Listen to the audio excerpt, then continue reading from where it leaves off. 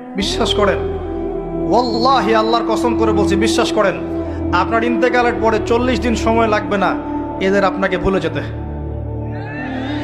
ওয়াল্লাহি আল্লাহর কসম করে বলছি, এই মানুষগুলোর কেউই আপনার প্রকৃত অর্থে আপন নন।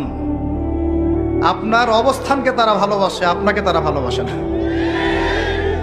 আপনাকে শুধু আপনার রব আল্লাহ ভালোবাসেন। আপনি তার উপর তাওয়াক্কুল করে হারাম ছেড়ে দেন, আপনাকে আল্লাহ পাক বেহিসাব রিজিক দেবে ইনশাআল্লাহ তাআলা।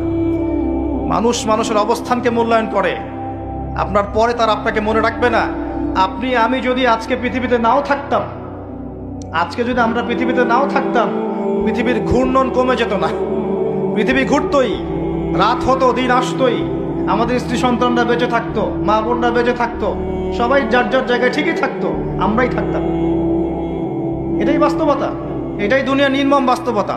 তাহলে এই দুনিয়ার সংক্ষিপ্ত জীবনে কাদের কথা চিন্তা করে আপনি আল্লাহর অবাধ্যতা করছেন? কাদের কথা চিন্তা করেন?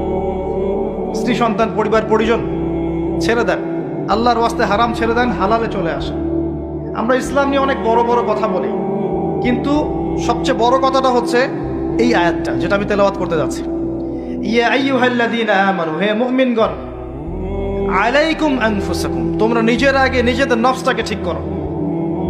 নিজেরা ভালো হও, পরের দিকে আঙ্গুল পরে উঠাও।